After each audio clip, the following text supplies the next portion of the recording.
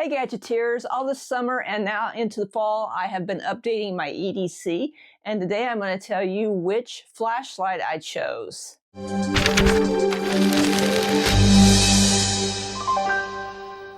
Hey, my name is Julie. I'm otherwise known as the Gadgeteer, and I've been talking about tech and gadgets for the past 27 plus years.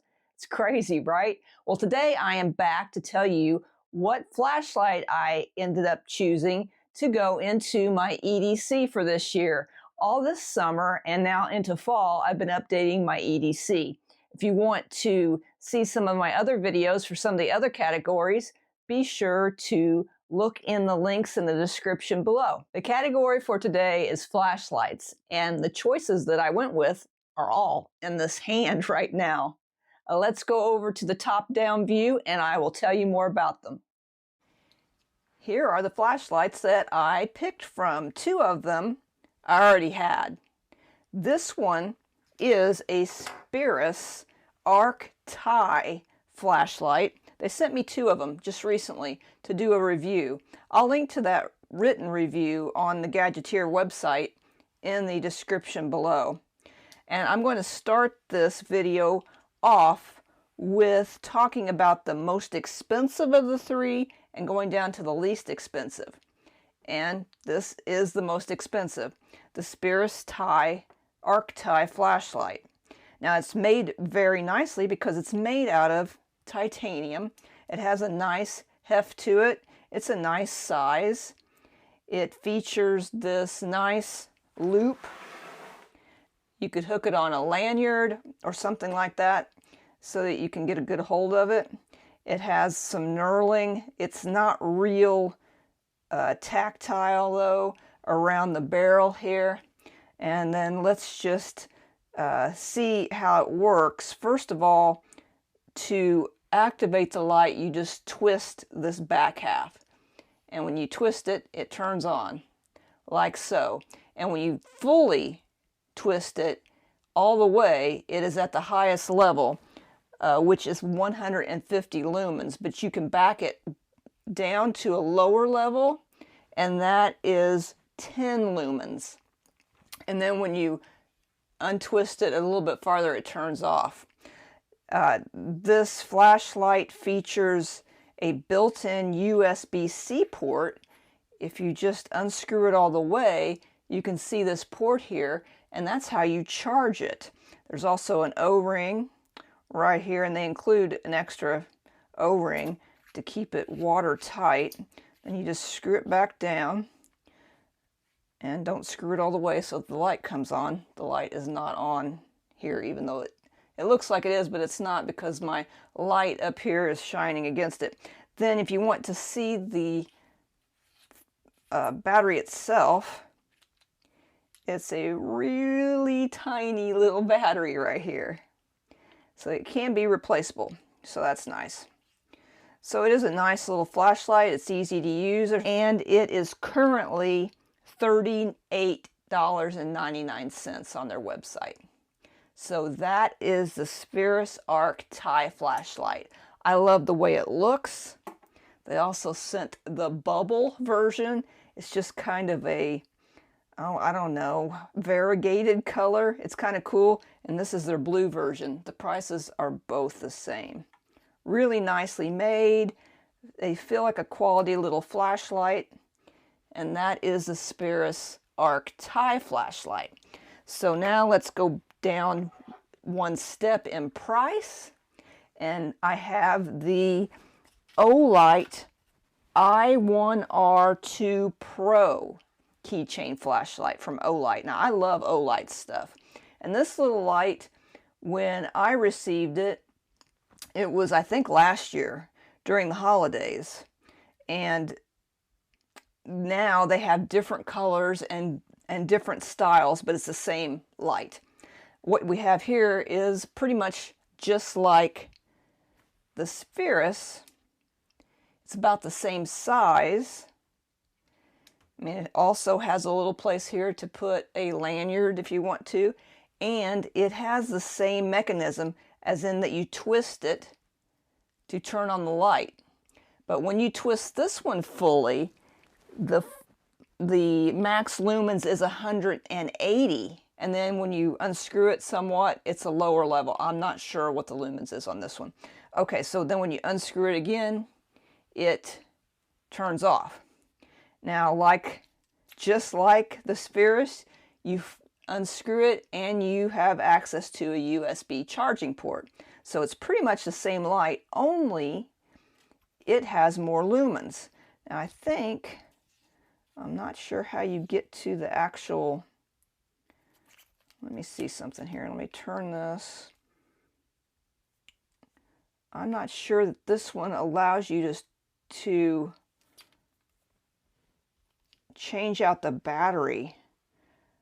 If it does, I don't know how you can do it. I'm not feeling how to unscrew it.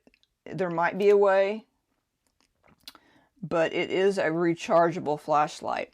Now, I like the feel of this one. It has a smoother action. It feels very smooth when you're turning this compared to the SPERAS, which feels, I mean, it's not terrible, but there is a little bit of a gritty feeling when you're turning it to turn it on and off, compared to this one, which feels super smooth. And I like that. And of course, it's brighter. And another thing going for the Olight is that it is only $21.99 compared to $38.99 for this one. Okay, so this one's cheaper, but it is brighter, and they both recharge with USB-C. So now let's go down to the last flashlight. This is another one that I've had for a while. I reviewed it a long time ago, and this is a Nitecore TIKI LE. Now this one's kind of old because on the back of it here, it has a little rubber protector cover over a micro USB charging port. Yep, micro. So that is a con for this one, but the new ones have USB-C. So it's going to be the same light, only USB-C. But what I like about this little guy is that there are no turning. You know, sometimes I worry that these will somehow get activated in my pocket and it'll just, like, you know, be on and it will use up all the juice. This one, on the other hand, you can double click it to turn it on, and it will start out the lowest level, and then it will go up a level and up another level and up another level. And this guy is very bright. It is, at this level, 300 lumens. And it is really nice. I like it that you can just click it and hold the button to turn it off. So this little guy has a plastic body, but this part around the actual light does feel like it's aluminum. It also has a little loop here so that you can attach it to something. And what we have here is the cheapest light. It is only $19.95, but it is more powerful as far as lighting modes than these other three. Can you guess which one that I decided to go with? Well, I have to tell you that it's kind of a hard choice. If I was going just on looks, I like these two best. And if I was going to pick between them based on looks, I'd go with the Olight because I like orange, and I just think this one looks super cool. If I'm going to go on the fact that which one is going to last the longest, I would go with the SPERAS because I can get a brand new battery for it when the battery just starts failing to charge to the full capacity. So this one, which is the most expensive and has the least amount of lumens at the max level, is actually probably the light that I should choose because it will last the longest in the long run. But if I'm going to pick the one that I would like to use probably the most, it's going to be this cheapest Nitecore, the Nitecore TIKI. And the reason why I would pick this one is it's lightweight, it's not even 20 bucks. And it has the push button activation.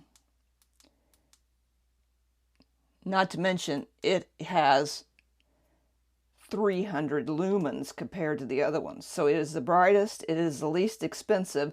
The only downside is that the version that I have uses a micro USB charging cable, which is kind of annoying.